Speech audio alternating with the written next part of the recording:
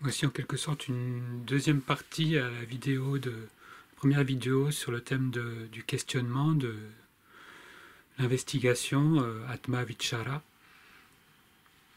Et j'aimerais commencer par cette citation de Nisargadatta qui s'intègre vraiment bien là, dans ce sujet.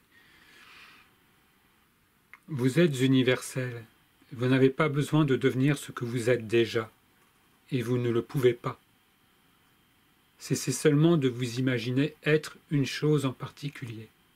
Ce qui vient, ce qui va, n'a pas d'être, c'est-à-dire d'existence réelle.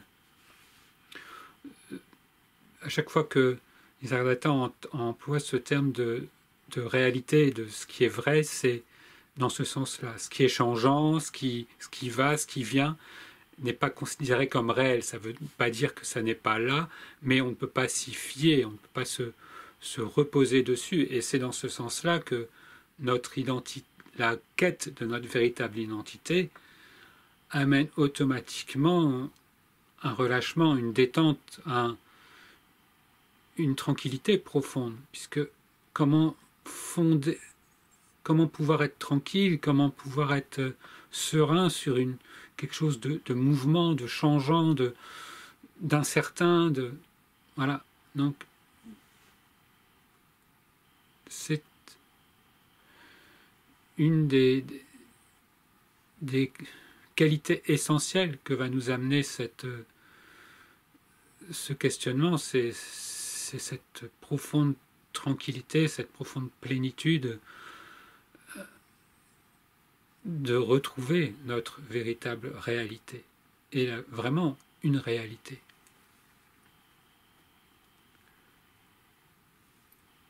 Et que nous dit en plus Nisargadatta, l'apparence même est due à cette réalité. Pour qu'il y ait ce monde changeant, ce monde des apparences, la condition première, c'est cette réalité.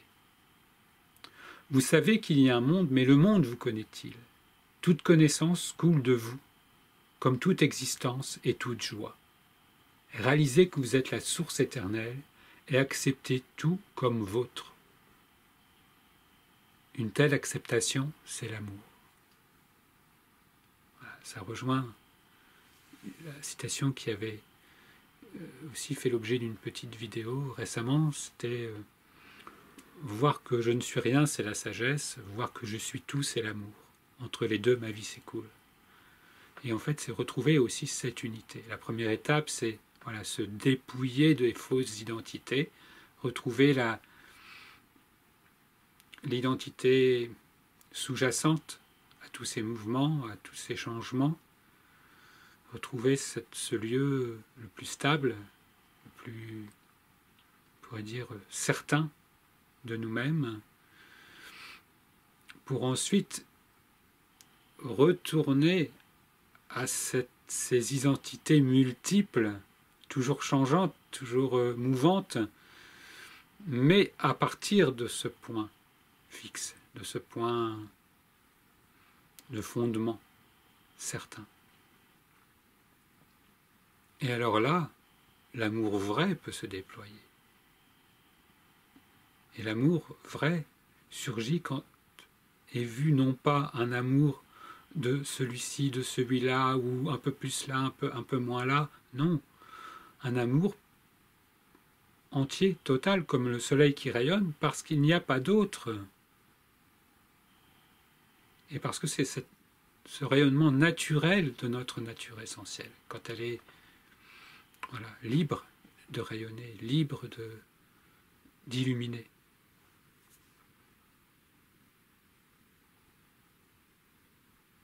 On retrouve exprimé en fait d'une autre manière aussi ce qui était exprimé plutôt dans la tradition zen, avec dans un premier temps la réalité du monde tel qu'il est. Les montagnes sont des montagnes, les rivières sont des rivières, chaque objet avec son identité propre. Puis la deuxième phase, les rivières ne sont pas des rivières, les montagnes ne sont pas des montagnes. Prendre du recul par rapport à cette fausse identité d'objets séparés, d'un monde, voilà, d'une identité séparée dans un monde d'objets séparés.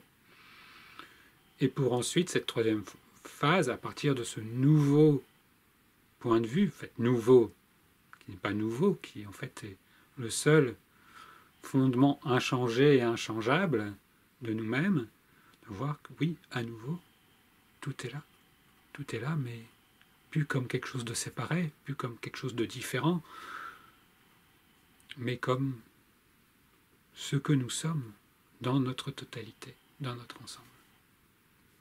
Et c'est là que peut vraiment surgir ce qu'on appelle l'amour.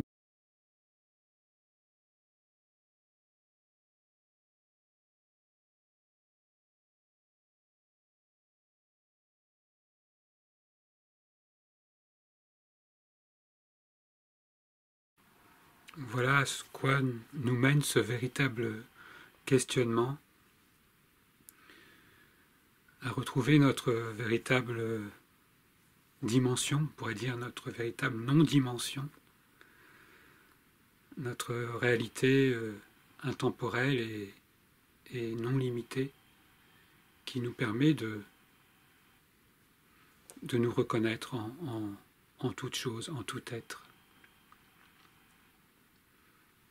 Et de là émane cet amour vrai, véritablement.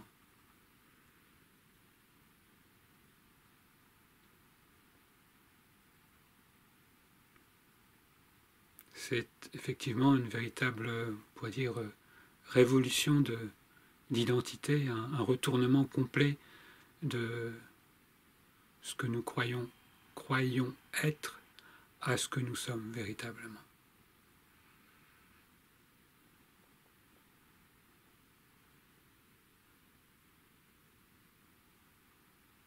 C'est la fin aussi d'un conflit entre à vouloir absolument changer, transformer, toujours interférer avec ce mouvement de la manifestation, de notre propre manifestation, vouloir toujours empêcher, contrarier, canaliser, réguler ce mouvement de manifestation, en espérant pouvoir trouver une tranquillité, alors que cette tranquillité est déjà là, alors que cette joie est déjà là,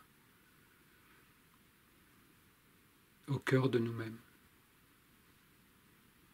Comme le dit Nisargadatta, toute connaissance coule de vous, toute existence, toute joie coule de vous. C'est à ça qu'il nous invite véritablement.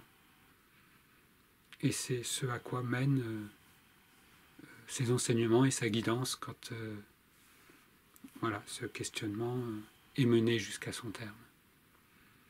Voilà, c'est tout ce que je vous souhaite et au plaisir de ces partages.